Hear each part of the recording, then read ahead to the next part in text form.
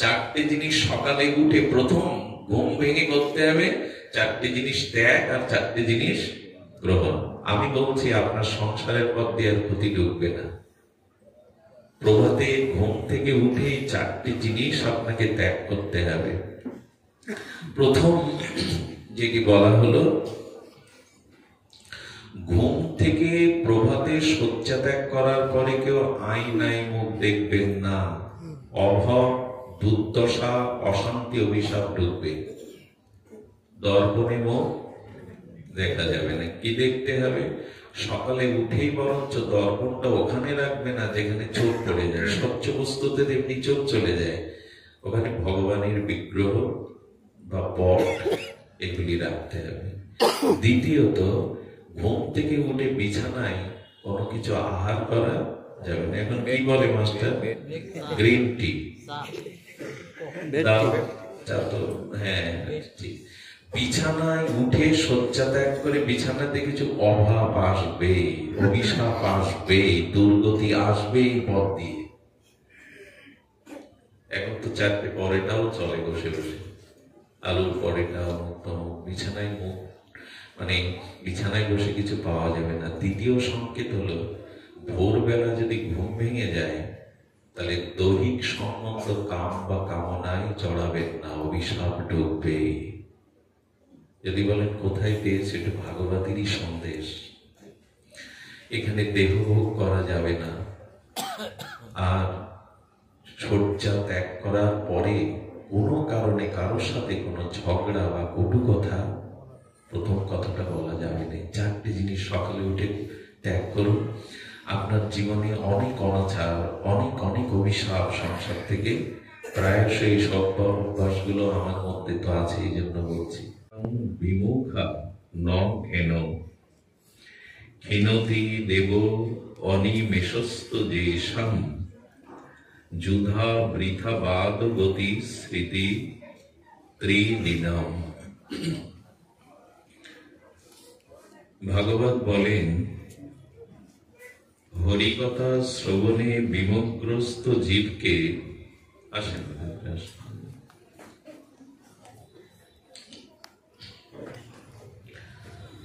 হরিকথা বিমুখগ্রস্ত জীবকে তাদের একরকম অপরাধী বলা হয়েছে। ধ্যান দিন, যারা ভগবানের নাম রূপ লীলা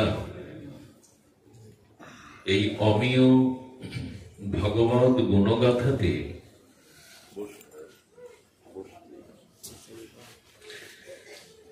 যারা বিমুখগ্রস্ত, তাদের অপরাধী বলা হয়েছে। এবং ভাগবত বললেন তারা স্খলিত পাপী। সেই বিমূঢ়গণ, যারা হরিকথাতে যাদের রুচি নেই, হরিনামে যাদের রুচি নাই, আসক্তি নাই, সেই বিমূঢ়গণের, শোচনীয় গণের শৌচ মনে করে শোক এবং দুঃখ প্রকাশ করে। ওনাদেরকে একটু থামান। ভাগবত বলছেন, হরিকথা বিমুখজন যারা, তারা অপরাধী, তারা স্খলিত পাপী। তাদের জন্য ভাগবত শোক করছেন, তাদের জন্য শোক হয়। যারা বিবেক বিচার দুর্লভ ভজনযোগ্য মনুষ্য জন্ম পেয়ে হরিনাম হরিকথাতে যাদের রুচি হলো না, এবং তাদের কায়িক বাচিক মানসিক সকল চেষ্টায় ব্যর্থে পর্যবেসিত হয়। কি অদ্ভুত বিচিত্র সংকেত দিচ্ছে যারা হরিকথা হরিনাম বিমুখ জীব, তাদের ভক্তি বিমুখ, ভজন বিমুখ, হরিকথা বিমুখ ব্যক্তির কায়িক, শারীরিক, মানসিক সমস্ত শ্রম বৃথায় পর্যবসিত হয়, বৃথা হয়। সংসারে ভজন ব্যতীত সে যা করল সেটি একরকম বৃথায়, এবং কাল কর্তৃক প্রতিনিয়ত সে শুধু আয়ুই ক্ষয় করেছে। ভজনবিহীন, সাধু সঙ্গে হরিকথাবিহীন, হরিনামে রুচিবিহীন ব্যক্তি কায়িক, মানসিক, বাচিক সবকিছু বৃথাশ্রম, কারণ কাল তার ধীরে ধীরে আয়ুকে ক্ষয় করেছে। এই দুর্লভ মনুষ্য জন্মের আয়ুটাকে সে ব্যর্থ করল। আচ্ছা, আজকে সকালে পূর্ব দিগন্তে সূর্য উঠেছিল কিনা? সূর্য উদয় হয়েছিল কিনা? প্রকৃতির নিয়মে সন্ধ্যায় বা গোধূলিতে অস্ত হয়েছে কিনা? তাতে আমাদের কি হলো? কি হলো জানেন? বলেন, যারা হরিনাম বা হরিকথা, যারা ভজন বিমুখ, বিচার, বিবেক শক্তি, অনুভূতি, সাধু সঙ্গ ক্রমোন্নতিতে যারা প্রাপ্ত হয়নি, গুরু কৃপা, মহৎ কৃপা যারা আত্ম উপলব্ধি করতে পারেনি, যারা দেহাবেশ, সংসার আবেশ নিয়ে কাম কামনা ভোগে প্রবৃত্তিতে বা অর্থ রোজগারেই মেতেছিল, তারা বুঝতে পারেনি। কি বুঝতে পারেনি? সূর্য উদয় হয়েছে, অস্ত গেছে, এটা স্বাভাবিক ক্রিয়া। কিন্তু যারা ভজনশীল, যারা অন্তর্মনা, তারা উদয় অস্ত দেখে বলল, প্রভু আমার মৃত্যু একটা দিন এগিয়ে এলো, আমার আয়ু বৃক্ষের একটা শাখা খসে পড়ল, এই ভেবে তারা অনুশোচনা করে। আর বলছেন, সূর্য উদয় থেকে অস্ত পর্যন্ত আয়ু কাটল, ভজনবিহীন, সাধনবিহীন, উপলব্ধিবিহীন, গুরু কৃপা, সাধু কৃপা, মহৎ কৃপা, হরিনাম কথা বিহীন ব্যক্তির আয়ু কেটে নিল সূর্য। বুঝতে পারল না উদয় অস্ত একটা দিবসের আয়ু আমার আয়ু থেকে কাটা পড়ল। কিন্তু ইতিপূর্বে আচার্য পাঞ্চা বলে গেলেন, নমে ভক্তা নমে ভক্তি প্রণশ্যতি, আমার ভক্ত এবং ভক্ত ভক্তির বিনাশ নেই। কিন্তু যারা হরিস্মৃতিতে, ভগবত স্মৃতিতে দিনটা কাটালো, তাদের আয়ু হরণ হয়নি, তাদের আয়ু হরণ হয়নি। বুঝবো কি করে? আয়ু হরতি বৈ পুংসাং মুদঞ্চ তঞ্চ জন্মস তস্যতে খননিত উত্তম শ্লোক বর্তয়া। ভাগবত বললেন, হরিকথা শ্রবণ কীর্তন ব্যতীত মানুষের আয়ু বৃথায় যায়, ব্যর্থ হয় এবং আয়ু কাটা যায়। ভক্তি নষ্ট হয় না, ভজন বিনষ্ট হয় না। সাধারণ দৃষ্টান্তে যদি মাটির নিচে টাকা রেখে দেন না, কোন বস্ত্র বস্তু রেখে দেন, 100 বছর পরে সেই টাকা বস্তু মাটিতে রূপান্তরিত হয়ে যাবে। কিন্তু যদি সময় রেখে দেন, সুবর্ণ উন্নত ধাতুকে মাটির নিচে রাখলে মাটি ক্ষয় করতে পারবে তো? পারবে না। ভজন নষ্ট হয় না, হরিকথা ভগবত ভজন কখনো নষ্ট হয় না। এজন্য হরিকথা পরায়ণ, হরিনাম পরায়ণ, বিশেষত নিতাই চৈতন্যের এই যুগে, যুগধর্মের যুগে, জীবধর্মের যুগে একান্ত প্রয়োজন। আমার বলবার অভিপ্রায় ভূমিকাতে হলো এই জন্য যে আপনারা মন দিয়ে হরিকথা শ্রবণ করুন। এটা জীবের পারমার্থিক বা প্রেম ভক্তির পথে শতাং প্রসঙ্গ না, এটি বড় বীর্যবতী। এটি শ্রবণের দ্বারাই ক্রমের দ্বারা শ্রদ্ধা, রতি, ভক্তি, প্রেম ভাব পর্যায়ে আমরা পৌঁছাতে পারব। সবাইকে আহ্বান করছি মনোযোগ দিয়ে হরিকথা শ্রবণের জন্য।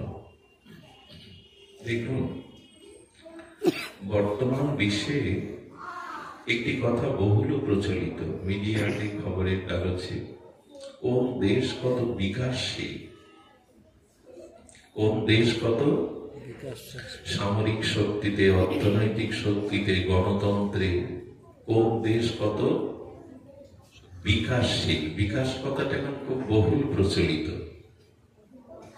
এখন আমরা বিকাশ চাইছি। বিকাশ মানে প্রগতি, বিকাশ মানে এগিয়ে যাওয়া, সামর্থ্য এবং শক্তি নিয়ে এগিয়ে যাওয়া। তো আমরা যে বিকাশ চাইছি, প্রতি রাষ্ট্র নেতাগণ, সমাজবিদ, বুদ্ধিজীবীগণ বিকাশ চাইছেন। এখন আমরা কোন বিকাশ চাই? লঙ্কার বিকাশ না অযোধ্যার বিকাশ? লঙ্কা কিন্তু কম বিকাশ করেনি। স্বর্ণ লঙ্কা, যেখানে দেবতারাও আজ্ঞা পালন করে, যেখানে ধন ধান্য জাগতিক সুখে ভরা, আমরা লঙ্কার বিলাস চাই স্বর্ণ লঙ্কা না অযোধ্যার বিকাশ চাই? মুখে তো বলছি অযোধ্যার বিকাশ চাই, কিন্তু গড়ে তুলছি লঙ্কার বিকাশ। দেখুন, বিকাশ দুই প্রকার, খুব ধ্যান দিয়ে শুনতে হবে। বিকাশ কয় প্রকার? দুই প্রকার। এক বাইরের বিকাশ, একটা হলো ভেতর বা অন্তরের বিকাশ। আচ্ছা, কারো বাড়িতে গিয়ে কি রুম বলে যারা অতিথি আসে? গেস্ট রুম বলি। ওইখানটা না খুব পরিপাটি সুচারুরূপে আধুনিকতার ছোঁয়ায় সাজানো, ওটা বাইরে। কিন্তু ভেতরে যেখানে বাস করা হয় সেখানে সব আবর্জনা নোংরায় ভরা। এই বিকাশ কি মেনে নেবেন? এই বিকাশ কি যথাযথ বিকাশ? এর কথা বলতে হবে। এই বিকাশ কি কেউ আশা করে? অতিথি বাইরের লোককে বসানোর জন্য যে গেস্ট হাউস বা গেস্ট রুম যাই বলি, সেটা খুব পরিপাটি আধুনিকতার ছোঁয়ায় সাজানো বোঝা। কিন্তু ভেতরে যেখানে বাস করা হয় সব নোংরা আবর্জনায় দুর্গন্ধে ভরা। আমাদের অবস্থা চাই বাইরের বিকাশ আমরা ঘটিয়েছি, কিন্তু অন্তরের বিকাশ পচে গলে দুর্গন্ধ হয়ে যাচ্ছে। অন্তরাত্মা ভেতরের বিকাশ ঘটছে না। বাইরের বিকাশে আমরা চাকচিক্য করে রেখেছি সবখানে, পরিবারে, ব্যক্তিতে, রাষ্ট্রে, সাজগোজে। এখন আমাদের বিকাশ হতে হবে দুই ভাবে। এই জন্য অযোধ্যা এবং লঙ্কার বিকাশ কথাটা সামনে আনা। আপনি অর্থে, সামর্থ্যে, যশ, খ্যাতিতে কোন দেশ, কোন রাষ্ট্র সামরিক খাতে, অস্ত্র বা সামরিক বিষয়ে, অর্থনৈতিক বিষয়ে এগিয়ে গেল, কিন্তু ভেতরের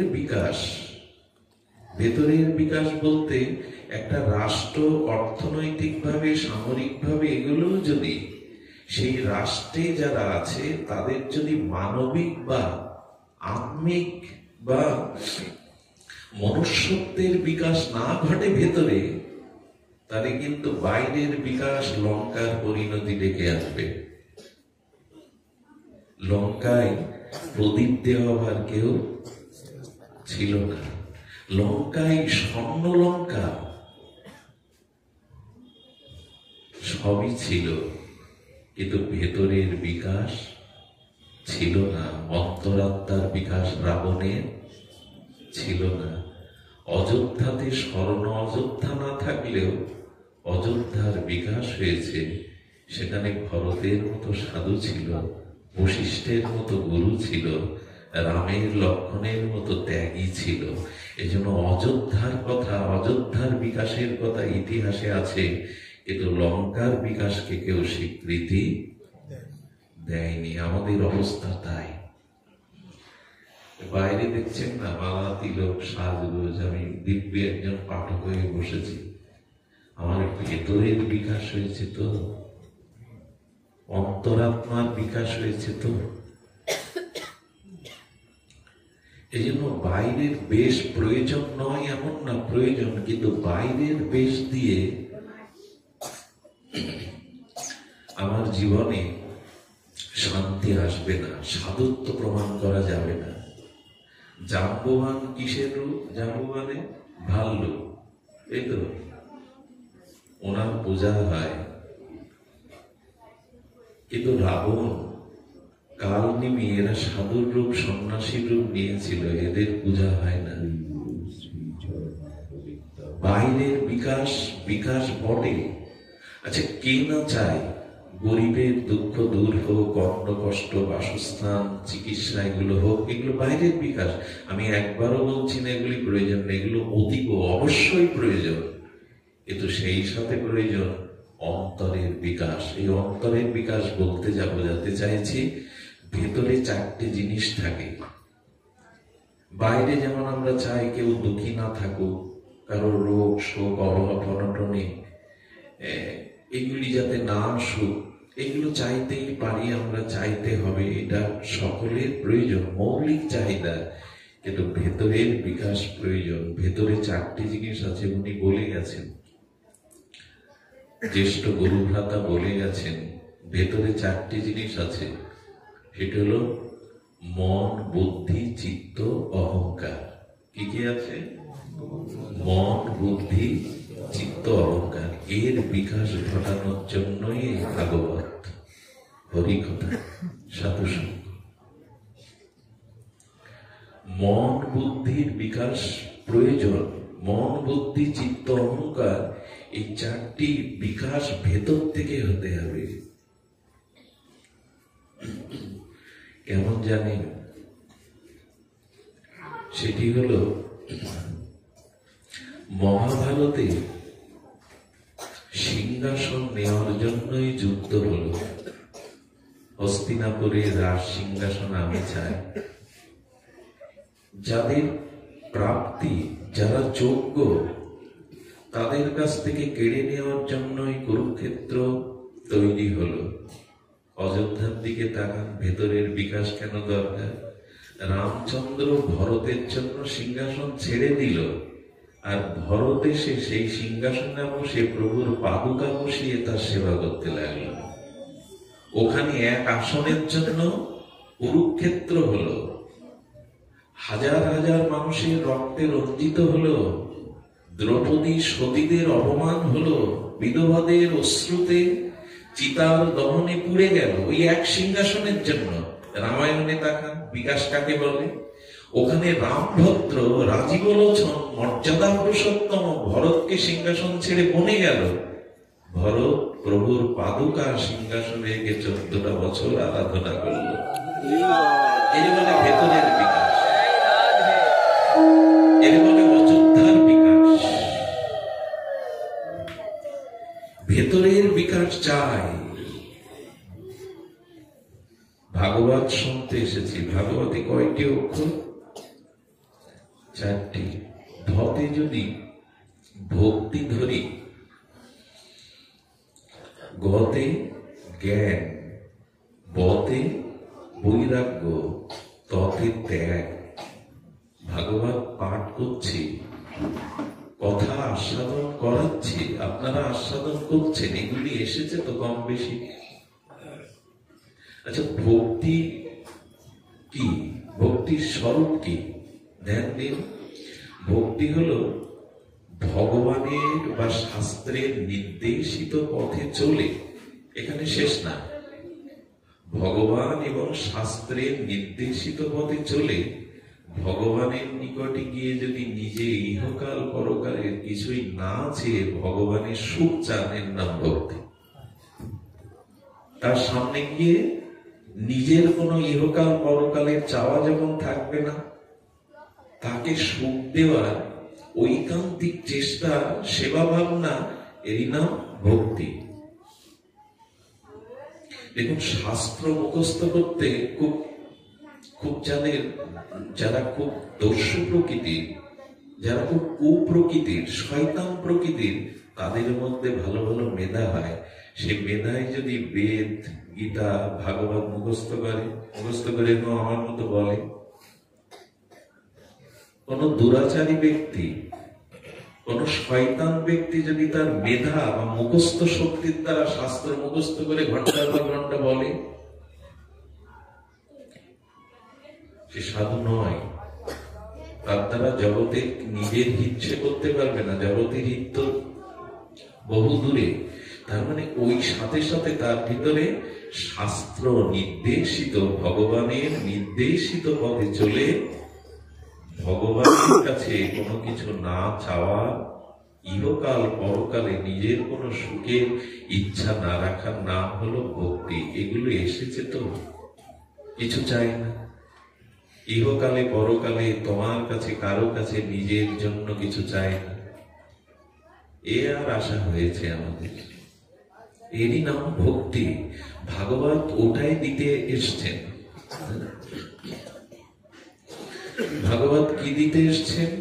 নির্মৎ শরণং শতম ধর্ম অর্জিত কৈতব অত্র পরম নির্মৎ শরণং শতম। নির্মৎসরগণের, আচ্ছা ভাগবত পরম ধর্মের কথা বলছে, ধর্মের কথা না, সত্যের কথা বলছেন। বলছেন পরম সত্যের কথা। এই পরম সত্যটা হলো তার কাছে কিছু চেয়েও না। আচ্ছা, তো যা পেয়েছি তাতে সন্তুষ্ট হব, বলে সেটাই ভক্তি।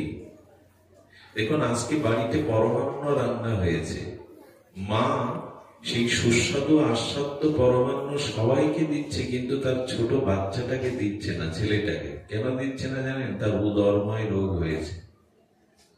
মা দেবে তো, তার জন্য উৎকৃষ্ট গোদুগ্ধ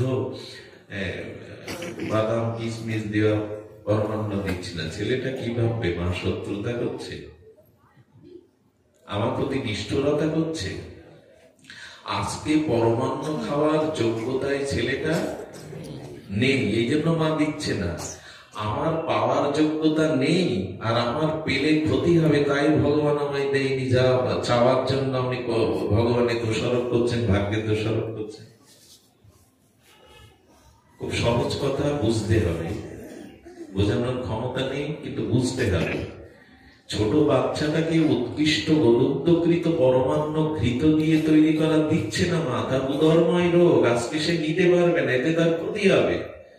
সন্তান যদি তার অজ্ঞানতায় মনে করে মা শত্রুতা করছে, মা আমাকে বঞ্চিত করছে, মা তার কল্যাণের জন্যই করছে। মা জানে ওর কতটুকু প্রয়োজন, কিসে ওর হিত হবে। ভগবান জানে এতটুকু পেলে আমার কল্যাণ হবে, বেশি পেলে আমি ভক্তি ভুলে যাব, ভগবানকে ভুলে যাব। কিছু না চাওয়া কেমন জানেন? সুদামা গেছে তো দ্বারকাধীশের কাছে, সুদামা গেছে। গোবিন্দ কয়েকবার জিজ্ঞাসা করেছে, সুদামা তোমার পরিবারের সবাই কুশলে আছে তো, সচ্ছলে সংসার চলছে তো? স্ত্রীকে 20 বছরে যে কাপড় কিনে দেয়নি, নিজের ধুতিটা 20 জায়গায় ছেঁড়া, ভগবানের জন্য নিয়ে যাওয়ার জন্য এক মুঠো চিড়ে যার আঁচলে বাঁধা, তাকে ভগবান কয়েকবার জিজ্ঞাসা করেছে তোমার সংসারের অবস্থা কেমন, ভালোভাবে চলছে তো সখা?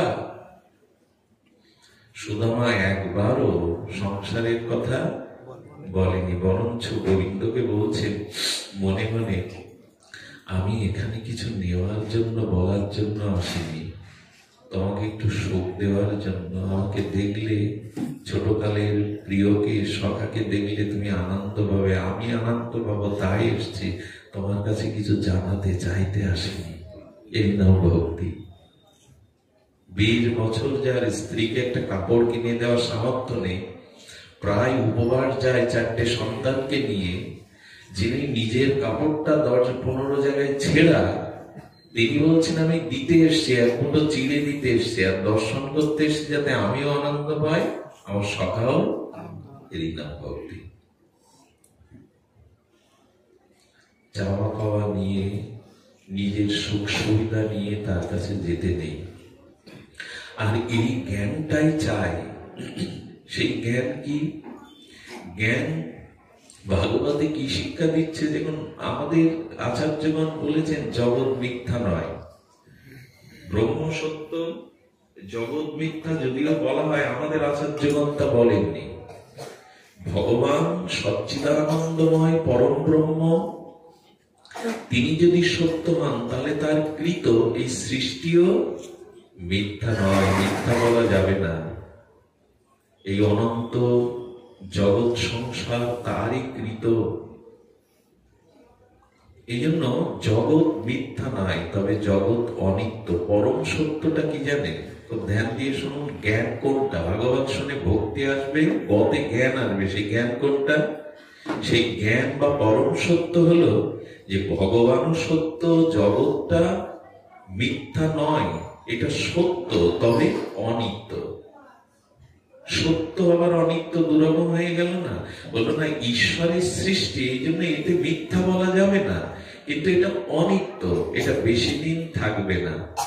জ্ঞান হলো তাই, সংসারটা ঈশ্বরের সৃষ্টি জেনে, এটা অনিত্য জেনে, এই দেহ সংসার আমার নয়, আমার কেবল তুমি, আমার কেবল একমাত্র প্রিয় পরম তুমি, এই তত্ত্ব জেনে সংসারের প্রতি আসক্তিটা, মমতাটা, এর প্রতি যে আমাদের প্রবল আসক্তি, মমতা, এইটাকে ত্যাগ করার নাম জ্ঞান। জগৎ কিছুই না, আমার কিছুই প্রয়োজন নেই, সব ঠিক বলা না। জগৎ প্রয়োজন, স্ত্রী পুত্র কন্যা সংসার অর্থবিত্ত ব্যবসা বাণিজ্য চাকরি বাকরি সব প্রয়োজন, কিন্তু সত্য একমাত্র ভগবান, নিত্য তত্ত্ব বস্তু উপাস্য একমাত্র ভগবান। এগুলি প্রয়োজন, কিন্তু এগুলো মুখ্য উদ্দেশ্য না। এটা যথাযথ রূপে জানার নাম হলো জ্ঞান। দৃষ্টান্ত দিলে সহজ হবে। আপনি এখান থেকে মথুরায় যাবেন। মথুরায় যেতে গেলে আপনার 24 থেকে হয়তো 30 ঘন্টা ট্রেনে লাগতে পারে। টিকিট কাটতে হয় কত আগে? রিজার্ভেশন করতে গেলে অনেক আগে কাটতে হয়। আচ্ছা, কেটেছেন, ট্রেনে উঠেছেন, সিট নিয়ে বসেছেন, আশেপাশে কিছু মানুষকে পেয়েছেন, এক বয়সী না, তাদের ক্রমোন্নতি, কেউ বাবার বয়সী, কেউ বা বন্ধুর বয়সী, সমবয়সী, কেউ বা শিশু পেয়েছেন।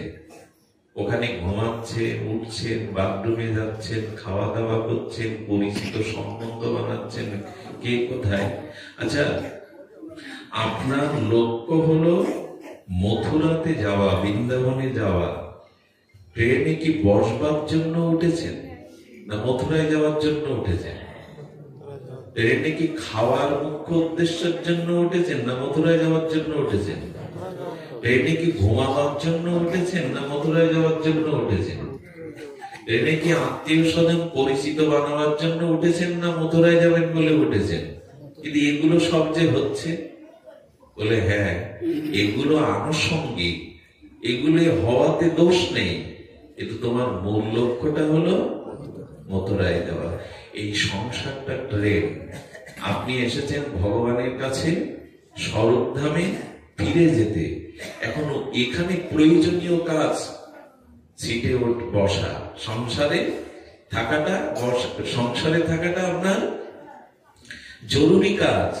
সংসার ছেড়ে কোথায় যাবেন আপনি? সংসারে বসাটা জরুরি কাজ, খাওয়াটা জরুরি কাজ, শোয়াটা জরুরি কাজ, ওই স্ত্রী পুত্র বন্ধু বান্ধব ওর মধ্যে যা পাঠিয়েছেন সেটাও জরুরি কাজ। এগুলো কাজ কিনা?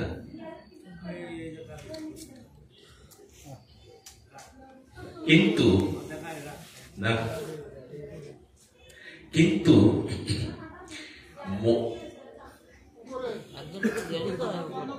মথুরায় আসতেন, মথুরায় যাওয়াটা আমার মূল লক্ষ্য, কেন্দ্র, উদ্দেশ্য। ধ্যান দিন, এখানে কেউ মোবাইলে ইউজ করবেন না, কথা বলবেন না। তো যাওয়ার উদ্দেশ্য,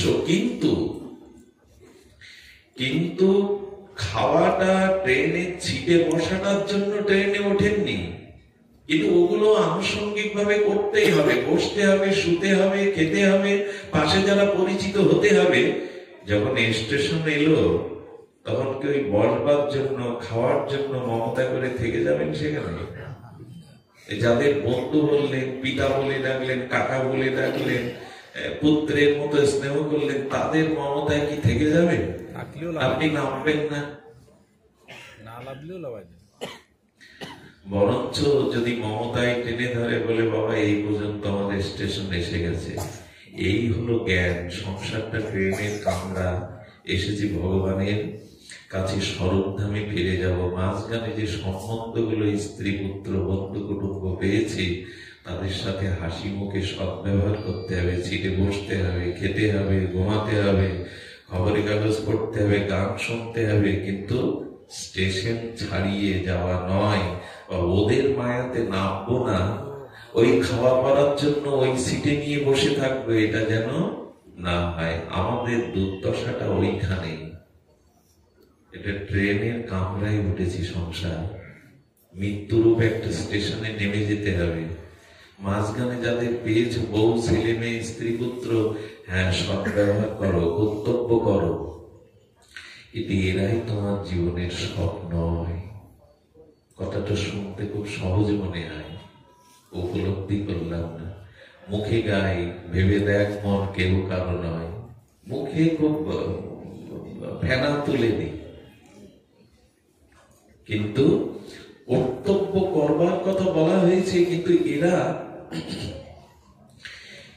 বিশ্বাসঘাতকতা আর কত প্রকার করব, কতবার মাতৃগর্ভে পরীক্ষিত মহারাজ মাতৃগর্ভে ভগবানকে দেখলেন আর বাইরে এসেই খুঁজতে লাগলেন সেই ভগবান কোথায়। পরীক্ষাকে তুমি সেই।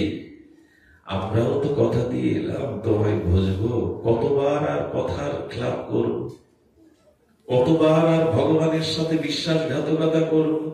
জগতে পাঠাও, জগতে গিয়ে তোমায় ভজন করব, অথচ এসে দেহ মোহ স্নেহ মমতায় ভুলে গেছি। যেদিন ভাবতে পারবো এখানে ক্ষণিকের অতীতে আমি শিউলি ফুলের মতো সকালে সুগন্ধ প্রস্ফুটিত হলেও বিকালে শুকিয়ে যাব, এই ভেবে যদি সংসারে থাকতে পারেন, সংসার আপনাকে বাঁধবে না, সংসার আপনাকে আটকাতে পারবে। এই নাম জ্ঞান। ভাগবতে ভতে ভক্তি, গতে জ্ঞান, আর বতে বৈরাগ্য। বৈরাগ্য শব্দে যা বলা হয়েছে বিষয়ে বা বিষয় ইন্দ্রিয়েতে বিরক্তি, এবং ত্যাগ যেটা বলা হলো, এই ত্যাগ ছাড়া জীবনে শান্তি পাওয়া যাবে না। আপনি চিন্তা করতে পারেন ভোগীর কি দশা। কুরুক্ষেত্রে রণাঙ্গনে সন্ধ্যার আধার নেমে এসেছে, আর জীবনেরও আধার নেমে এসেছে দুর্যোধনের। দুর্যোধনের জংঘাতে আঘাত করে রক্তাক্ত দুর্যোধন যখন কাঁদছে, অন্ধকারে পাশে সান্ত্বনা দেওয়ারও কেউ নেই, যন্ত্রণা কাতর মৃত্যু যন্ত্রণায় কাতরাচ্ছে একাকী। সন্ধ্যার সময় ভোগীদের দশা দেখুন। ত্যাগ না আসলে জীবনে শান্তি হবে না। ত্যাগ ছাড়া আজ পর্যন্ত পৃথিবীতে কেউ শান্তি পায়নি, পাবে না, পাওয়ার সম্ভাবনা নেই। মহাভারতে ব্যাসদেব দেখাচ্ছেন, দেখুন। তারপরও ওই যন্ত্রণার মধ্যে অশ্বত্থামা এলো, সেই রক্তাক্ত দুর্যোধনকে দেখে বলছেন, আমি তোমার জন্য কি করতে পারি, মৃত্যুর সময় তুমি কি চাও? ভোগীদের দশা দেখুন, অহংকারীর দশা দেখুন, দাম্ভিকতার দশা দেখুন। মৃত্যু যন্ত্রণায় কাঁদরিয়ে 99 ভাইকে হারিয়ে বলছেন পঞ্চপাণ্ডবের মৃত্যু দেখতে চাই। কাদের এই দশা হয়? দুর্যোধনের। আমার মতো জগতে যারা শুধু ভোগ চায়, ত্যাগ যাদের মধ্যে নেই, মারা যাচ্ছে যন্ত্রণায় কাতর, তবু বলেন ওদের মাথা দেখতে চায়, মৃত্যু দেখতে চায়। অশ্বত্থামা বললেন, বন্ধু, তোমার এই মৃত্যু যন্ত্রণায়, এই কষ্ট দেখে আমি প্রতিজ্ঞা করছি, আজ আমি সমস্ত নীতি লঙ্ঘন করে পঞ্চপাণ্ডবের মস্তক তোমার কাছে এনে দেব, তোমাকে খুশি করার জন্য। ওরা যেমন জঙ্গায় আঘাত করেছে, গদা যুদ্ধের নিয়ম না, জঙ্গায় আঘাত করা গদা যুদ্ধের। ভীম যেমন তোমাকে অন্যায় ভাবে গদা যুদ্ধে জঙ্গায় আঘাত করেছে, আমি অন্যায় ভাবে তাদের মস্তক নেব। দেখুন, সঙ্গে সঙ্গে সেই জঙ্গার ক্ষত বিক্ষত স্থানে রক্তটা রাস তিলক করে দিল অশ্বত্থামা। রাস থেকে তুমি সেনাপতি। মানুষ যারা ভোগ করতে যায়, যারা সর্বদা নিজের ভোগ আসক্তি, আমি বড়, আমি শ্রেষ্ঠ, আমারই জগতে সব ভোগ সুখ, যাদের অন্যের দিকে তাকাবার সময় নেই, যারা ভোগী, তাদের যন্ত্রণা দেখুন। মৃত্যুর সময়ে দুর্যোধন বলছেন ওদের মুন্ডু চায়। শেষে রাত্রি গোবিন্দ জানতেন, গোবিন্দ পঞ্চপাণ্ডবদের সরিয়ে নিয়েছিলেন তাবু থেকে, কিন্তু তাবুর মধ্যে দ্রৌপদীর 5 পুত্রদের, পঞ্চপাণ্ডবের উত্তরসূরিকে মাথা কেটে ঘুমিয়েছিলেন, তো আবরিত ছিল বস্ত্র দিয়ে। মাথা কেটে যখন এনেছেন দুর্যোধন, তখন মৃত্যু যন্ত্রণার মধ্যে শত্রুকে বধ করার আনন্দে ওই মাথাগুলো ওই বস্ত্রের মধ্যে, কাপড়ের মধ্যে মাথা নিয়ে বলছেন, যুধিষ্ঠির, বিষ দিয়ে মারতে পারিনি, যদুগ্রীব পুড়িয়ে মারতে পারিনি, এই দেখো আজ আমি মৃত্যুর আগে তোমার মৃত্যু মুখটা দেখে যেতে পারছি। হিংসায়, দাম্ভিকতায় আনন্দ প্রকাশ করছে আর মুখটা চেপে ধরছে। ভীম, তুমি না চেয়েছিলে আমার পরাজয়? এই দেখো তোমার, যখন ভীমের মস্তকটা জোর করে হিংসায় চাপ দিয়েছে, ওটা মানে ভেঙে গেছে। ভীমের মস্তক এত নরম না যে ভেঙে যাবে। কার মস্তক এটা? অশ্বত্থামা বের করে দেখলেন শিশু 5 পুত্রের, পাণ্ডবদের উত্তরসূরিদের 5টা মুখ। এটা কি করেছো তুমি? এদের সাথে তোমার শত্রুতা নেই, এরাই তো পরবর্তী জগতে পূর্বপুরুষের শ্রাদ্ধ তর্পণ করবে, এদের বিনাশ করলে আহাম্মক, তুমি কি ক্ষতি করলে? এই যন্ত্রণায় কাতরায় কাতরাতে দুর্যোধনের মৃত্যু হয়। শেষের সময় তার অভিমান যায়নি, অহংকার যায়নি, অন্যকে বিনাশ করার এই ইচ্ছাটা তার যায়নি। তাদের মৃত্যু হয় শোকময়, অন্ধকারে, যন্ত্রণা কাতর হয়ে। কিন্তু যারা জীবনে ত্যাগ করতে শিখেছে, সেই যুধিষ্ঠির, তারা যার মহাপ্রস্থানের পথে। অন্যকে সুখী করার চেষ্টা করুন যদি নিজে সুখী হতে চান। অন্যের কথাটা একবার ভাবুন, নিজের কথা শুধু না ভেবে। ধর্ম মানে তাই সমষ্টি, অর্থাৎ ব্যষ্টির সাথে যদি সমষ্টির কল্যাণ হয় তাকেই বলে ধর্ম। নিজের কল্যাণ যাতে হচ্ছে তাতে আদৌ ধর্ম না। ব্যক্তির সাথে সমষ্টির কল্যাণ যাতে হয় তার নাম ধর্ম। আজকে যে বাড়িতে, যে গৃহাঙ্গনে অনুষ্ঠান হচ্ছে, ওরা নিজের মঙ্গল শুধু চেয়েছে না, আপনাদের আহ্বান করে আপনাদের পদধূলি ভাগবত আস্বাদন কীর্তন দিয়ে আপনাদেরও মঙ্গল চেয়েছে। নিজের মঙ্গল চেয়েছে শুধু?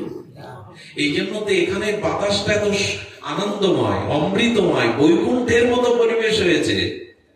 উনি নিজের সুখ চাননি, সাথে সমষ্টিরও সুখ চেয়েছেন। নিজের সুখের সাথে সাথে সমষ্টির সুখের চিন্তা যেখানে, এখানেই ধর্ম। ধর্ম কেন জানেন? ধর্ম আমাদের ধরে রাখে, ধর্ম আমাদের তাপ হতে রক্ষা করে। কেমন জানেন? অপূর্ব দৃষ্টান্ত এলে, একটা জ্বলন্ত উনানে দুগ্ধের হাড়ি দিয়েছে, দুগ্ধ উৎপত্তন হয়ে পড়ে যাচ্ছে। আপনি দ্রুত নামাতে গিয়ে আপনার এই বোধ নেই যে ওটা গরম হাড়ি, আর নামাতে গিয়ে আপনার হাত পড়ে গেল, ছেড়ে দিতে গিয়ে উল্টে গিয়ে যা দুধ ছিল সব নষ্ট হয়ে গেল। কিন্তু ওই উদ্বোধনশীল দুধ পড়ে যাচ্ছে। আর এক ব্যক্তি কি করেছে জানেন? এই মুহূর্তে একটা গামছা বা সুতির কাপড় নিয়ে ধীর মস্তিষ্কে ওকে ধরে নামিয়েছে। হাতও পড়েনি, দুধও নষ্ট হয়নি, পাত্র উপর হয়ে পড়েনি। ঘটনা তো একই। ধার্মিক ধর্ম করলে কি হয়? ধর্মের আশ্রয় নিলে কি হয়? ভগবান তাকে বুদ্ধি দান করে। সেই বুদ্ধি হলো তাপ হারিতে আছে, তাপ কিন্তু নষ্ট হয়নি। সংসারে জরা ব্যাধি, রোগ শোক থাকবে, বিভিন্ন ঘটনা থাকবে, কিন্তু ধর্মের আশ্রয় নিলে, কাপড়টা আশ্রয় নিলে নামাতে গেলে তাপটা লাগে না। যারা ভগবানের আশ্রয় নিয়েছে, হরিনামের আশ্রয় নিয়েছে, ভাগবতের আশ্রয় নিয়েছে, কিন্তু তাপ লাগবে না। আচ্ছা, এখন কি আমাদের সংসার কারো নেই? স্ত্রী পুত্র, রোগ শোক, জরাব্যাধি, সমস্যা নেই? এটা এখন উপলব্ধি করছেন এখানে বসে? কাপড় দিয়ে তাপের জায়গাটা ধরেছেন, তাপ আর লাগছে না। এরই নাম ধর্ম, যা ধারণ করলে তাপ আছে, অথচ তাপ থেকে আপনি রক্ষা পাবেন। যন্ত্রণা, কষ্ট, হাহাকার আছে, এটা আপনাকে শেষ করে দিতে পারবে না। এই নাম ধর্ম। ধর্মকে এমনি বলা হয় ধরার জন্য? তাপ আছে, তাপ লাগবে না, নষ্ট হবে না, উপর হবে না। এই জন্য যথাযথ ধর্মকে আশ্রয় করুন, ভাগবতকে আশ্রয় করুন, হরিকথাকে আশ্রয় করুন। নিজের কল্যাণের সাথে সাথে, নিজের মঙ্গলের সাথে সাথে অন্যের মঙ্গলের কথা ত্যাগ দিয়ে ভাবুন, তাহলে আপনার জীবনে ধর্ম প্রতিফলিত হবে। তারই নাম ধর্ম। শুধু ভক্তগণ, আজকে প্রয়াত বার্ষিকী বা বিদেহী আত্মকল্যাণ এ সম্পর্কে একটা কথা বলি। আজকাল এই নিজেদের উদ্ধার নিয়ে একটি কথা আমি কদিন ধরে ভাবছিলাম। দেখুন, আপনাদের আত্মদেবের কথা মনে আছে ভাগবত মহিমায়? আত্মদেবের কোন পুত্র বা সন্তান ছিল না। এখন নিজের উদ্ধারের জন্য, উত্তরাধিকারের জন্য উনি ঋষি মুনিদের কাছে ধর্ণা দিলেন। ঋষিরা মুনিরা বললেন, পুত্র কেন চাইছো? যে যুগ সন্ধিক্ষণ আসছে তাতে পুত্রের দ্বারা সুখী হতে পারবে না।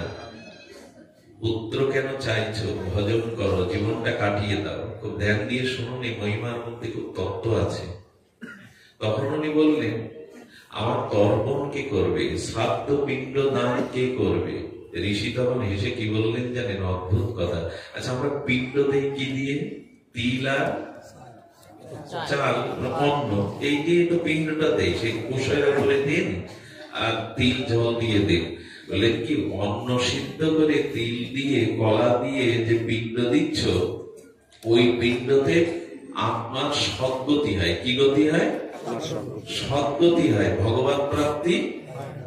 ভালো করে বুঝুন, পিণ্ড বা তর্পণ দিলে কি হয় বলা আছে, খুব লক্ষ্য করে শুনতে হবে। সদ্গতি হয়, অর্থাৎ তার গতিটা সৎ হয়, কিন্তু সে ঈশ্বর লাভ করে না। তখন আত্মদেবকে ঋষি বলছেন, এই দেহটা পিণ্ড দিতে পারো না গোবিন্দের চরণে? দেহটা পিণ্ড, দেহ তো পিণ্ডই, দেহটা রক্ত মাংসের পিণ্ড, এটা গোবিন্দ চরণে তর্পণ করো না, সদ্গতি হবে না, ভগবত গতি। আরে তোমার শ্রাদ্ধ তুমি করো, তোমার শ্রাদ্ধের জন্য অন্য কারো ভরসা। আর এই যুগের যা ছেলে মেয়ে, এরপরে তো তারা মাথার চুলও ফেলবে না, দড়ি লাঠিও নেবে না, পায়ে জুতো এর মধ্যে শুরু হয়ে গেছে। সবাই সমান না, কিন্তু কারো প্রতি আশা রেখেন না নিজের উদ্ধারে। আরে পিণ্ডটা, নিজের দেহ পিণ্ডটা গোবিন্দের চরণে তর্পণ করুন। অর্পণ, নিজের শ্রাদ্ধ সন্ন্যাসীরা যা করে, অন্যের উপরে উদ্ধারের ভার রাখছেন কেন? শ্রাদ্ধ নিয়ে এত ঠেলাঠেলি কেন?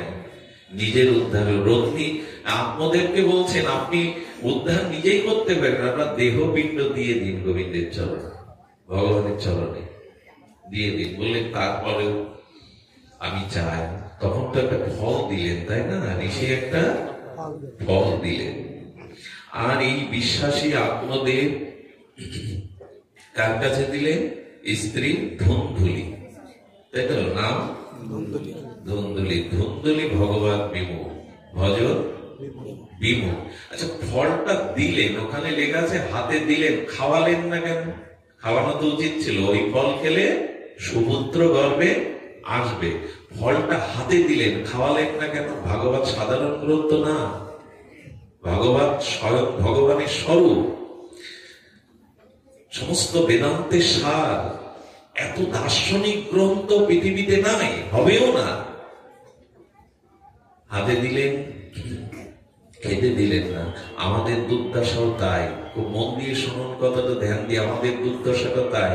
এখানে হলো ওনার স্ত্রীকে উনি ফলটা দিলেন। এই ফলটা হলো আমাদের বুদ্ধি, যেটা ঋষি মুনির কাছ থেকে নিয়ে আসলাম। সেটা হলো এই যে, মানে আমাদের এখন এই যে হরিকথা আমাদের বুদ্ধিতে যাচ্ছে না, বুদ্ধিতে যাচ্ছে কিনা হরিকথাটা, বুদ্ধি দিয়ে আমরা গ্রহণ করছি কিনা। কিন্তু বুদ্ধি দিয়ে হরিকথার ফল না খেয়ে কোথায় দিলাম? হাতে, অর্থাৎ হাতে দিয়ে দিলাম। তেমনি হরিকথা শোনার পরে বুদ্ধিতে নেই, কিন্তু ওটা আমরা আচরণে, ব্যবহারে আনি না, শুনতে হয় শুনলাম, আমি বলতে হয় বললাম। এই জন্য ওই ফল জাগা মতো যায়নি, ওই ফল কাজে দেয়নি। ধুন্দুলি কি করলো? ধুন্দুলি পাল্লায় পড়ে গেল ছোট বোনের, অর্থাৎ ধুন্দুলি রূপ ফল রূপ বুদ্ধিটা সাথে মন রূপ ছোট বোন জুটে গেল। আর মন যদি বুদ্ধিকে সৎ প্রেরণা বুদ্ধি মনকে না দেয়, আর মনও যদি বুদ্ধিকে সৎ অভিমুখে না করায়, তার বোন বললো আরে ছেলে মেয়ে হলে সমস্যা, গর্ভ যন্ত্রণা, তারপরে মানুষ করা, রূপ যৌবনে ভাটা পড়বে, দে গরুকে খাইয়ে দে। বুদ্ধি এবং মন এই দুটি যদি শুভযোগ না হয়, তাহলে যেটা হওয়ার সেই আশীর্বাদটা গেল কোথায়? গাভীকে খাওয়ানো। বললো তো বলবো কি ওনাকে, আত্মদেবকে কি বলবো? আমার গর্বে তো সন্তান আছে, আমারটাই তোর বলে চালিয়ে দেব। বুদ্ধি যদি, মন এবং বুদ্ধি যদি সৎ অভিমুখী না হয়, তার পরিণাম কি হয় দেখুন। আত্মদেব সাধক, কিন্তু তিনি মন ও বুদ্ধি, তার স্ত্রী এবং শালিকা কি করলো না, গরুকে খাইয়ে দিল। আর ওর পুত্র প্রসব হলে, যখন ওর কোলে দিয়েছে নকল করে, তখন আত্মদেব বলছেন জন্মাবার পরে ও এত বড় কেন? বলে ঋষির দেওয়া ফল, ও তো বড় হয়ে এসেছে। ধুন্দুলি নাম রাখলো কি ওনা? ধুন্দুকারী। দেখুন, মার মনে যেরূপ ভাবনা, মার মনের যেরূপ উদ্দেশ্য, মার যেরূপ ব্যবহার, সন্তানটা সেই রূপই পায়। এই জন্য একটা অনুরোধ করব, সন্তান সাধনার বস্তু, ভোগের বস্তু নয়। তপস্যার দ্বারা যা আসে তারই নাম সন্তান। এই জায়গাটায় বড় ভুল হয়ে গেছে, এই জায়গাটায় বড় অভিশাপ নেমে এসেছে আমাদের জীবনে। ভোগের দ্বারা, কামের দ্বারা যারা আছে তারা কামস, তারাই দুর্যোধন, দুঃশাসন হয়।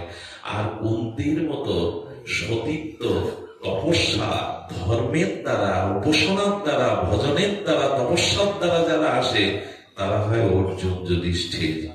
ধর্মজ পুত্র আর কামজ পুত্র। এই জন্য সন্তান জন্মদানের পূর্বে অবশ্যই তপস্যার দ্বারা তাদের জগতে আনতে হবে, না হলে ওই কামজ এবং ধর্মজ সন্তান কুরুক্ষেত্রে ব্যাসদেব দুজনকে মুখোমুখি দাঁড় করিয়েছেন, কৌরবদের আর পাণ্ডবদের। দুর্যোধন আনন্দ ছিল, জ্ঞানন্দ ছিল, তার ভোগের দ্বারা তিনি আনলেন দুর্যোধনদের। আর পাণ্ডু ছিলেন, কুন্তি ছিলেন, তারা তপস্যার দ্বারা, সাধনার দ্বারা, আরাধনার দ্বারা যাদের এনেছিলেন, তারাই। যুধিষ্ঠিরের পরিচয় কি বলবো? গুরু দ্রোণাচার্য সব শিষ্যদের ডেকেছেন, কথাটা অন্তরে লিখে নি, মনে থাকলে অনেকটা পথ এগোনো যাবে। আমি যেন লিখতেও পারি আমার শিখতে।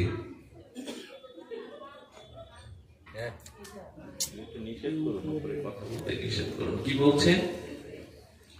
মনটা ওদিকে চলে যায়। দ্রোণাচার্য সবাইকে ডেকে গুরুদেব বললেন, আমি তোমাদের মুখস্থ শক্তির পরীক্ষা নিতে চাই, মৌখিক পরীক্ষা। সত্যম বদ, মানে সত্য বল, এই শব্দটা মুখস্থ করে বলো। আচ্ছা, এ কি মুখস্থ করা লাগে? এই ছোট শব্দ সত্যম বল মানে সত্য বল।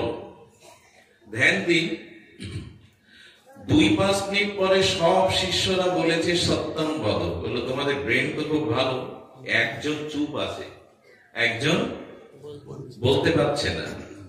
3 দিন ধরে জিজ্ঞাসা করা হচ্ছে, তিনি 3 দিনই উত্তর দিলেন না। 3 দিন পরে এসে বলছেন, হ্যাঁ গুরুদেব আমার মুখস্থ হয়েছে সত্যম বদ। বলে 3 দিন লাগলো তোমার? বলে 3 দিন কেন লাগলো জানে? 3 দিন ধরে মানসিক প্রস্তুতি নিয়েছি, নিজের বিবেক বিচার দ্বারা সিদ্ধান্ত নিয়েছি সত্যম বল মানে সত্য বলবো, শুধু মুখে না, আজ থেকে জীবনে কোনোদিন মিথ্যা বলবো না। 3 দিন ধরে এই সংকল্পটা নিয়ে আজ মুখস্থ করেছে আপনার সামনে। কে জানেন? ইনি যুধিষ্ঠির মহারাজ। ইনি যুধিষ্ঠির মহারাজ। এই জন্য আমাদের আমাদের জীবনে এই যে ভাগবত শ্রবণের দ্বারা এই ত্যাগ বৈরাগ্য এগুলি আসতে হবে। আপনারা জানেন ভাগবত কেন শ্রবণের কথা? সেই গোকর্ণ আর ধন্দকারীর জীবন ইতিহাস জানেন। এই জাতীয় সন্তান যাদের আছে তারা কি হল, ছোটবেলা থেকে এসে অসৎ সঙ্গে মিশতে লাগলো, মদ নারী জুয়া পতিতাদের ঘরে আনতে লাগলো। আত্মদেব মারা গেলেন, এমনকি তার মাকে হত্যা করা হলো, পতিতারা তাকেও হত্যা করলো। গোকর্ণ বহুবার বুঝিয়েছিল তাদের অসৎসঙ্গ করো না, কিন্তু মাঝে মাঝে সত্যের কথা, মাঝে মাঝে সাধুর কথা আমরা নিতে পারি না, হলো ওই বেশ্যাদের পতিতাদের হাতে খুন হতে হলো। এবং সব থেকে বড় কথা, যে কথা বলবার জন্য এই কথার অবতারণা করা, এটা আমার মুখ্য উদ্দেশ্য নয় বলা, সেটি হলো যখন গোকর্ণ ফিরে এসে দেখলো বহু পাপ করলে মারা গেলে আত্মার কল্যাণ হয় না, আত্মা তখন প্রেতাত্মা রূপ নেয়। এই দেখুন তার দৃষ্টান্ত ভাগবতে দিচ্ছে।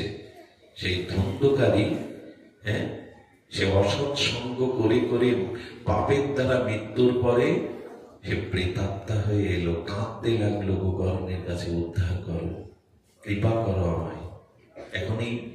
এখন ভাগবত দিতে হয়। এই যে এরা ভাগবত দিচ্ছে, নারায়ণ চন্দ্র মহাশয়ের কল্যাণে কেন শুনুন, এই সিদ্ধান্তই দেয়া আছে ভাগবত মহিমায়। তখনই গোকর্ণ ঋষিদের কাছে শরণাপন্ন হলেন, কি করতে পারি, আত্মার উদ্ধার হয়নি, তারা প্রেতাত্মা হয়ে যন্ত্রণা কাতর, কি করতে পারি? তখনই বললেন ভাগবত দাও, ভাগবত সাধু সমাগমে ভাগবত দাও, ভাগবত সর্বোত্তম আত্মার কল্যাণকারী, ভাগবত দাও। সেদিন কি হলো জানেন? ভাগবত পাঠের দিন একটা বাঁশ পোতা হলো। কি পোতা হলো? মার্মিক কথা এটা। বাঁশের 7টা গিরো। বাঁশ মানে কি জানেন? সংকেত দিচ্ছে বাসনা। বাঁশ মানে বাসনা, আর বাসনাতে যে 7টা গিরো, ওগুলো মোহের গিরো। আমাদেরও এক একদিন পাঠ হয়, আর ধন্দকারীরও প্রেতাত্মা ওই বাসনার মধ্যেই তো থাকে। প্রেতাত্মা, দুষ্ট আত্মা, দুষ্ট চিন্তা কিসের মধ্যে থাকে? বাসনার মধ্যেই থাকে, আর গিরো লাগিয়ে থাকে। গিরো লাগিয়ে অর্থাৎ মোহ নিয়ে থাকে। ভাগবত হলো আমাদের বাসনার মোহর গিরো এক একটা ফাটিয়ে দেয়, ওটা থেকে মুক্ত করে দেয়, বাসনাকে মোহকে ফাটিয়ে দেয়। এক একদিন পাঠ হয়, একটা ফেটে যায়। আমাদের বাসনা ফেটে যেত, ওই গিরো গেছে তো, মোহের গিরো আর গেছে, আপনাদের গেছে, আমার যায়নি। পাঠ হলো, কিন্তু বাসনা মোহের গিরো ফাটলে এক একদিন পাঠ হয়, এক একটা ফেটে যায়। ভাগবত শ্রবণ করেও যদি মোহ না যায়, আর যদি বাসনা না যায়, দোল যাত্রার দিনে বুড়ির ঘর পোড়ানো হয়। হিন্দু সমাজে সনাতন বৈদিক সিদ্ধান্তে দেখবেন, ঠাকুর দোলে তোলার আগে বাসনা দিয়ে বুড়ির ঘর, যাকে কি বলা হয়, এটা পোড়ানো হয়। বলে বাসনাটা পোড়াও, তারপরে বিদায় দোল দেবে রাধা মাধবকে। আগে বাসনা পোড়াও, আর আমাদের বাসনা গেছে। ভাগবত শুনলে এই বাসনাতে আমাদের যে আত্মাটা নিম্নগামী, তার কল্যাণ হয়। এই জন্যই ভাগবত। তবে আমাদের জীবনে 5টি পদ দিয়েই, এটি বলেই বিশ্রাম রাখবো। আমি ভজন কথা বলছি না, বলে গেছেন আমার জ্যেষ্ঠ গুরু ভ্রাতা মহান আচার্য। শাস্ত্র সিদ্ধান্ত তার অষ্টগত, এত সিদ্ধান্ত জানিয়েছেন, আমি সেখানে পৌঁছাতে পারবো না। আমি সাধারণ আমাদের জীবন চলনার বর্তমান প্রেক্ষাপটে নিজেদের একটু আত্মকল্যাণের পথটা আমরা রচনা করি। আমাদের জীবনে যা কিছু ধ্বংস, অকল্যাণ, পাপ প্রবৃত্তি ঢোকে 5টা পথ দিয়ে, 6টা পথ না। এই 5টা পথ দিয়ে আপনি এখন দেখতে পাবেন, আপনি এখন চোখে জ্ঞান দৃষ্টিতে দেখতে পাবেন। এই 5টা পথ দিয়ে আমাদের জীবনে কত না ধ্বংস নেমে আসে। 6টা পথ নেই, 5টাই। ভাগবত সেই 5টার কথা বলেছি, আমি একটু সামান্য জানিয়ে বিশ্রাম রাখবো। সেই 5টা প্রথম হলো সংসার পথ দিয়ে। সংসার পথ দিয়ে আমাদের জীবনের পতন স্খলন সব নেমে আসে। অথচ সংসার আশ্রমকে, গারস্থ আশ্রমকে শ্রেষ্ঠ বলা হয়েছে। সেখানে মহাপ্রভু নির্দেশ দিয়েছেন, অনাচার ছাড়ো, সংসারটা কৃষ্ণের করো, নাহলে ওই সংসারের পথ দিয়েই তোমার জীবনের পতন নেমে আসবে। আমি গতকাল বলছিলাম, সংসারে সকালবেলা উঠে 4টে জিনিস করণীয়, 4টে জিনিস ত্যাগ করতে হবে, তাহলে সংসারের কিছুটা অনাচার যাবে। কটা ত্যাগ করতে হবে? শুনছেন না ঘুমাচ্ছেন? শুনছেন, অনেকে ঘুমাচ্ছেন, জেগে থাকুন। 4টে জিনিস সকালে উঠে প্রথম ঘুম ভেঙে করতে হবে। 4টে জিনিস ত্যাগ আর 4টে জিনিস গ্রহণ। আমি বলছি আপনার সংসারের পথ দিয়ে আর ক্ষতি ঢুকবে না। প্রভাতে ঘুম থেকে উঠে 4টে জিনিস আপনাকে ত্যাগ করতে হবে। প্রথম যেটি বলা হলো, ঘুম থেকে প্রভাতে শয্যা ত্যাগ করার পরে কেউ আয়নায় মুখ দেখবেন না। অভাব, দুর্দশা, অশান্তি, অভিশাপ ঢুকবে। দর্পণে মুখ দেখা যাবে না। কি দেখতে হবে? সকালে উঠেই বরঞ্চ দর্পণটা ওখানে রাখবে না যেখানে চোখ পড়ে যায়। স্বচ্ছ বস্তুতে এমনি চোখ চলে যায়, ওখানে ভগবানের বিগ্রহ বা পট এগুলি রাখতে হবে। দ্বিতীয়ত, ঘুম থেকে উঠে বিছানায় কোনো কিছু আহার করা যাবে না। এখন কি বলে মাস্টার? গ্রিন টি, হ্যাঁ ঠিক। বিছানায় উঠে শয্যা ত্যাগ করে বিছানাতে কিছু অভাব আসবে, অভিশাপ আসবে, দুর্গতি আসবে এই পথ দিয়ে। এখন তো 4টে পরেটাও চলে বসে বসে, আলুর পরেটা, বিছানায় মুখ, মানে বিছানায় বসে কিছু পাওয়া যাবে না। দ্বিতীয় সংকেত হলো, ভোরবেলা যদি ঘুম ভেঙে যায় তাহলে দৈহিক সম্বন্ধ কাম বা কামনায় চড়াবেন না, অভিশাপ ঢুকবে। যদি বলেন কোথায় পেয়েছে, একটু ভাগবতেরই সন্দেশ। এখানে দেহভোগ করা যাবে না। আর শয্যা ত্যাগ করার পরে কোনো কারণে কারোর সাথে কোনো ঝগড়া বা কটু কথা, প্রথম কথাটা বলা যাবে না। 4টে জিনিস সকালে উঠে ত্যাগ করুন। আপনার জীবনে অনেক অনাচার, অনেক অভিশাপ সংসার থেকে প্রায়শই সদ্ভাবগুলো আমার মধ্যে তো আছে, এই জন্য বলছি। এই 4টে আপনাকে মানতেই হবে, নাহলে অনাচার ঢুকবে, অভিশাপ ঢুকবে। এর কোনো না কোনো কারোর সাথে আমরা জড়িত, এই 4টের সাথে কেউ না কেউ, কখনো কখনো। 4টে জিনিস করতে হবে, এটি নিষেধ, গ্রহণ করতে হবে 4টে জিনিস। খুব মার্মিক কথা, বৃন্দাবনের এক আচার্যের মুখে আমি শুনেছিলাম, কথাটা এখনো মনে রয়ে গেছে। প্রভাতে উঠে 4টে করণীয় কাজ। প্রথমে হাতের দিকে তাকাতে হবে ঘুম ভেঙে। কোন দিকে? হাত দেখবো নাকি? সকালে হাত দেখতে হবে। হাত দেখার অর্থ হলো হাতের করের অগ্রভাগটা দেখতে হবে। করের অগ্রভাগে বলা হয়েছে, করাগ্রে বসতি লক্ষ্মী। অর্থাৎ দেখতে হবে আমার করাগ্রহে বসে আছেন লক্ষ্মী। আর হস্ত মধ্যে বসতি সরস্বতী, মাঝখানে কে আছেন? সরস্বতী। হাতের মূল কেন্দ্রে দেখতে হবে শ্রী গোবিন্দকে। কি সংকেত দিল জানেন? এই হাত ভগবান দিয়েছেন সুবুদ্ধি আর সুকর্ম করবার জন্য, আর এই দুটো উদ্দেশ্য গোবিন্দকে সমর্পণ করে করতে হবে তোমায়। আচ্ছা, এই যে প্রণাম করা হাত দিয়েই তো, হাত এবং মাথা দুটো লাগে প্রণাম করতে। কেন জানে? প্রকৃত প্রণাম সেই দিনই হবে, হাত হলো কর্মের প্রতীক আর মস্তিষ্ক হলো বুদ্ধি প্রতীক। বুদ্ধি আর কর্ম দুটোই ভগবানকে সমর্পণ করো, এটাই প্রণাম, এটাই মঙ্গল। শুধু মাথা নত করলাম, হাত জোড় করলাম, এটা প্রণাম? এই জন্য সকালে উঠে সিদ্ধান্তে, হে ভগবান, করমূলেকে গোবিন্দকে দেখতে হবে, করমূলে গোবিন্দকে দেখতে হবে, মধ্যে সরস্বতী অর্থাৎ কর্ম এবং জ্ঞান ভগবানকে সমর্পণ করে দিন শুরু। প্রথম কাজ এটা করলে লক্ষ্মী সরস্বতী গোবিন্দ কৃপায় আপনার বুদ্ধি জ্ঞান এগুলি আসবে। দ্বিতীয়ত, প্রভাতে শয্যা ত্যাগ করে অবশ্যই শ্রী ভগবানের বিগ্রহের দিকে বা কোনো শুভ কোনো মহামানব শ্রীগুরু এদের দিকে চাইতে হবে। তৃতীয় যেটি করতে হবে সেটি হলো মাটিতে নামার আগে আমাদের ভূদেবী, ভগবানের সহধর্মিণী ভূদেবী অর্থাৎ পৃথিবী মাকে, ভূমি মাকে, এটা আমাদের গৌড়ীয় বৈষ্ণবদের বলা আছে, প্রণাম করেই তবে পাটা দিতে হবে।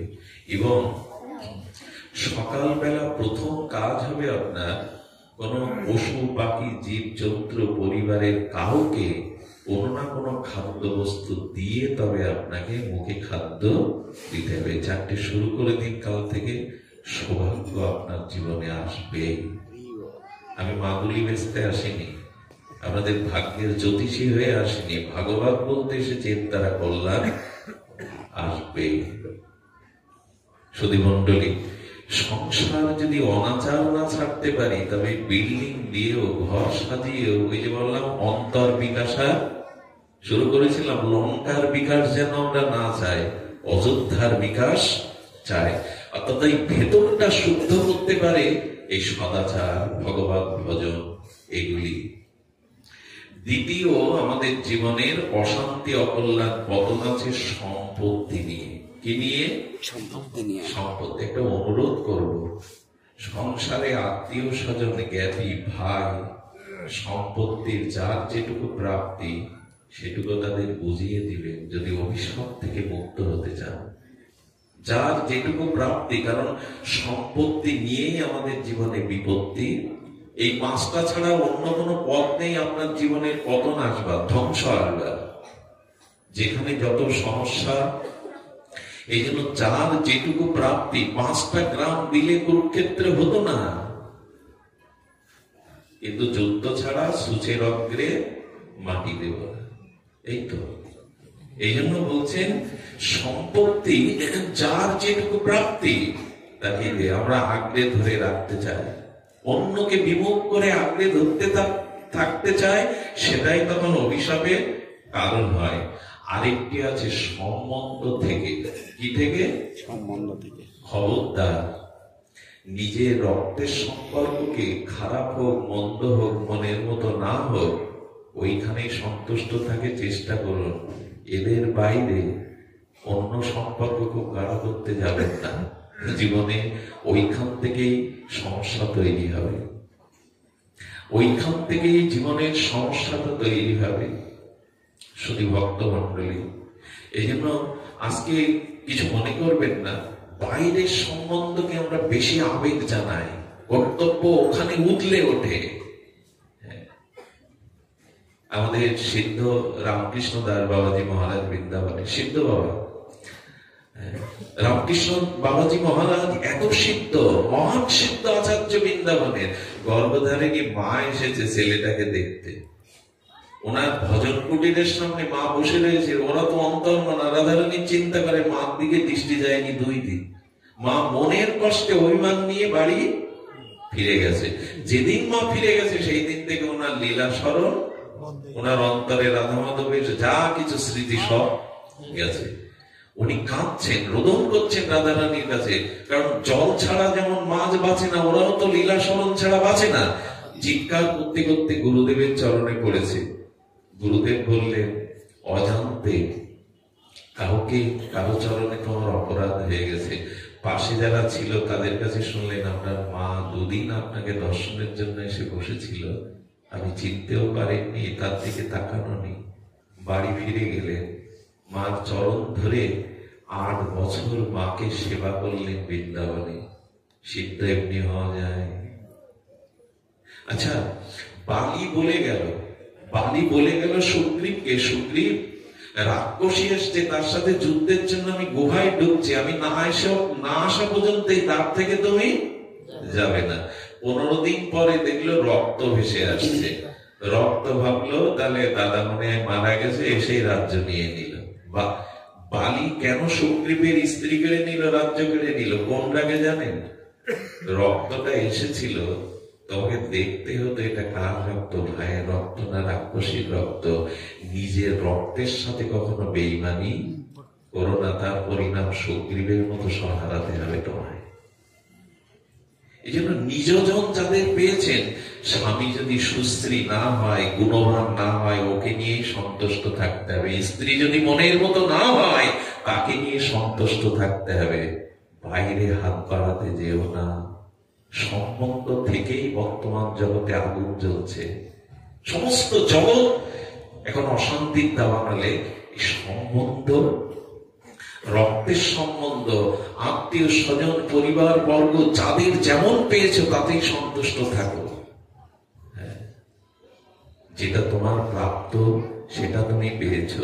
বাইরে হাত বাড়াতে যেও না, বাইরে সৌন্দর্যকে খুঁজতে যেও না।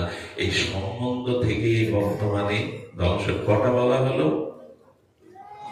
আমাদের মনে আছে কিনা জানি না, সংসার থেকে, সম্পত্তি থেকে, সম্বন্ধ থেকে, আর আছে শরীর থেকে। এই শরীরই আমাদের উদ্ধারেরও কারণ, পতনেরও কারণ। শরীর ইন্দ্রিয় যদি সংযত না হয়, সংযম না হয়, তাহলে এই শরীরই আপনার ধ্বংসের অন্যতম পতনের কারণ। আর বলেছেন, শেষটা বলেছেন সন্তান থেকে। এইখানে একটু আমি আমাদের সামনে বলে বিশ্রাম দেব, সিদ্ধান্ত কষ্ট দেব না।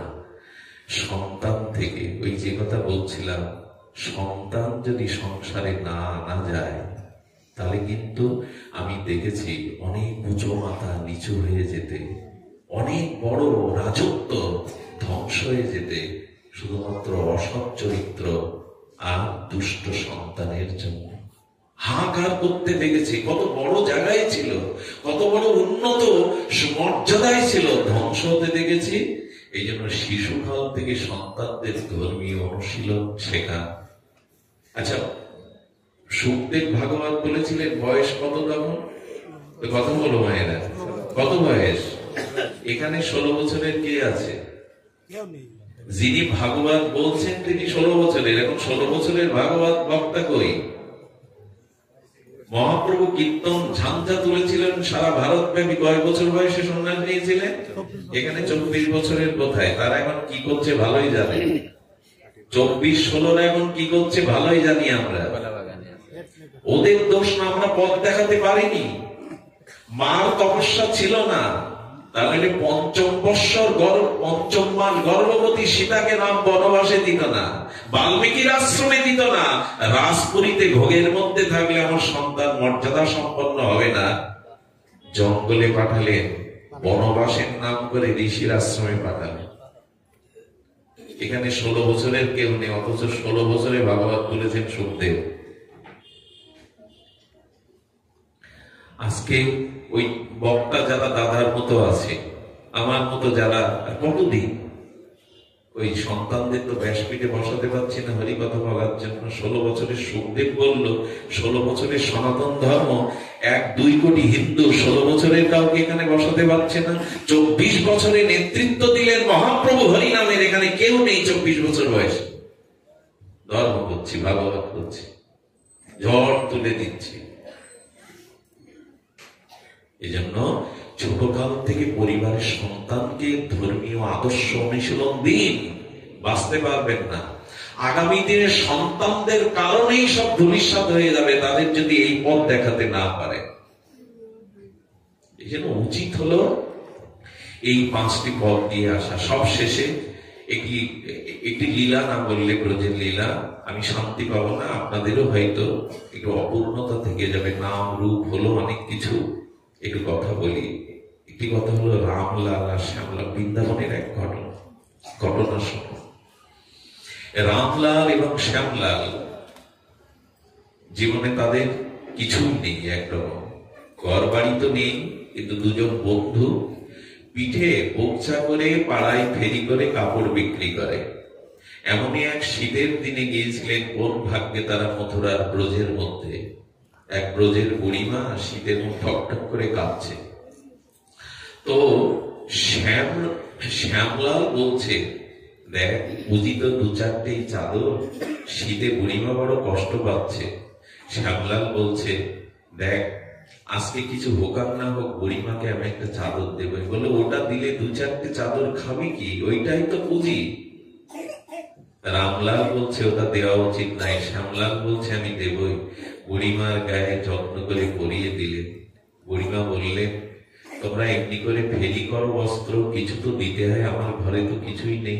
যখন ফিরে যাচ্ছে বুড়িমা পেছন থেকে ডেকে বলছে, দাঁড়াও শ্যামলাল, আমি একটা জিনিস তোমাদের দেবো। অর্থ দেওয়ার ক্ষমতা নেই, খুব বেশি দিন আগের ঘটনা না, শোনো কি অপূর্ব মার্মিক ঘটনা।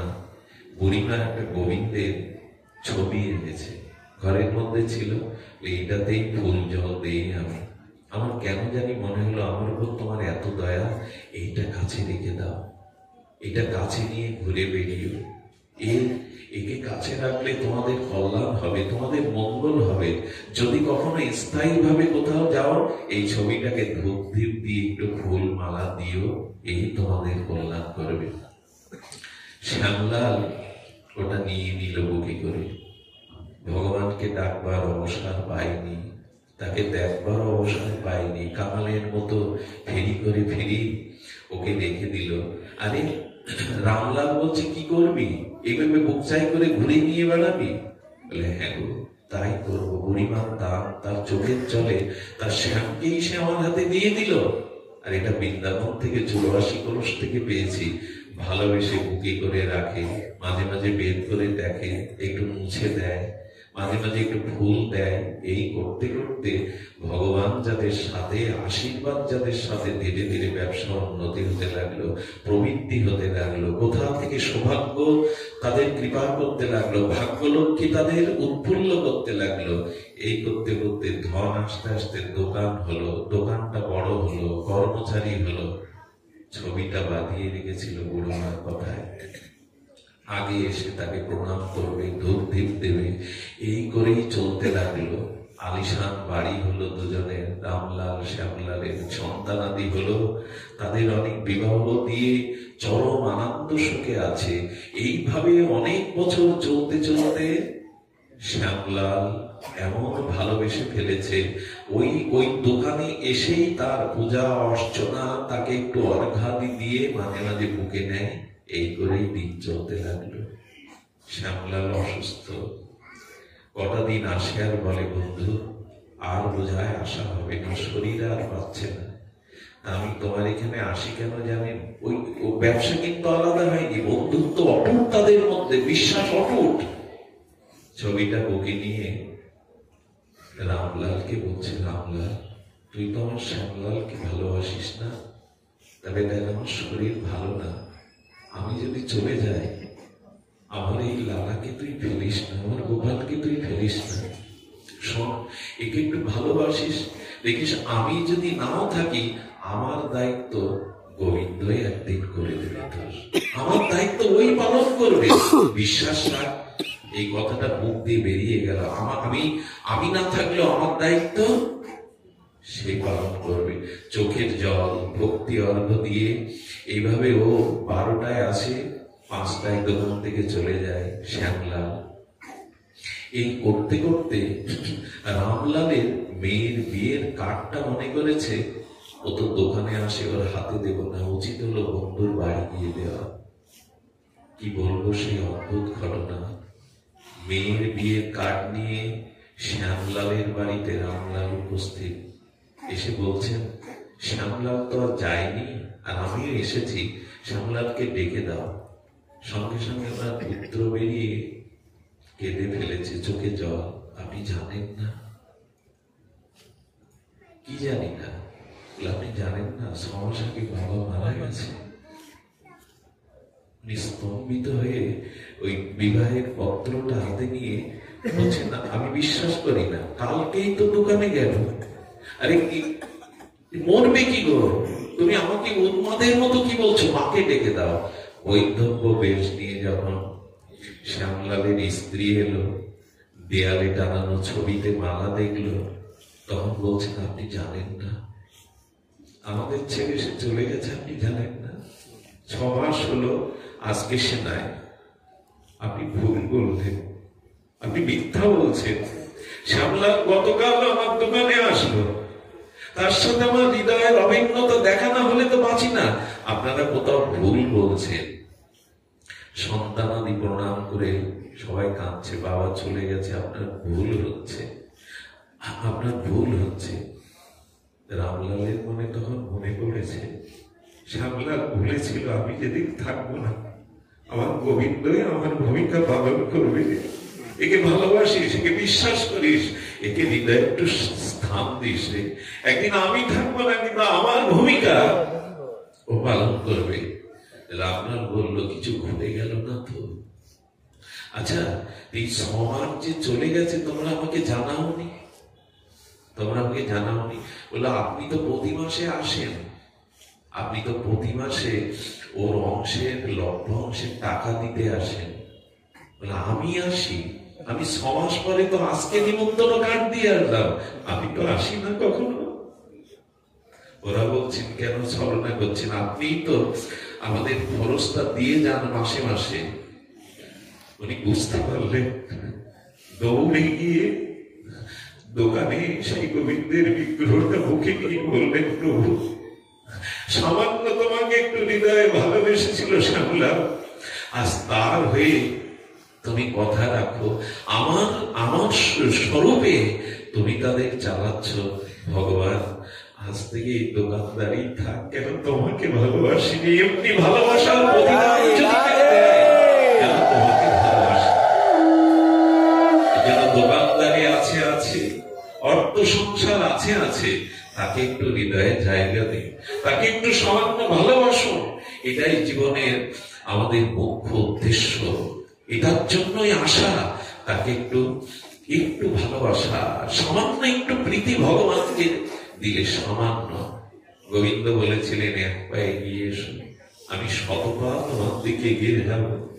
তুমি আমাকে কি খুঁজছো? আমি তো তোমাকে খুঁজে ফিরছি গো। তুমি আমার জন্য কতটুকু কাঁদছো? একটা জীবও যতদিন আমার ধামে না ফিরে আসবে, সেই জীবের জন্য আমি হাহাকার করবো তাকে পাওয়ার জন্য। আমি তোমায় খুঁজছি, তুমি আমার কাছে যাওনি, আমি তোমাকে আমার করবার জন্য প্রত্যেকে বারবার নেমে এসেছি। তাকে ভালোবাসো, তাকে হৃদয় স্থান দিন। এইটুকু শীতের রাত, আপনারা ফিরে ফিরবেন, একটু প্রসাদ পাবেন। আমি আপনাদের সকলের মঙ্গল কামনা করে এই নারায়ণ কৃষ্ণ দাস, পূর্বের পরিচিতি যে সাধুকা ছিলেন, ওনার অন্তরটা অনেক বড় ছিল। আমার মনে হয় ভাগ্যবান না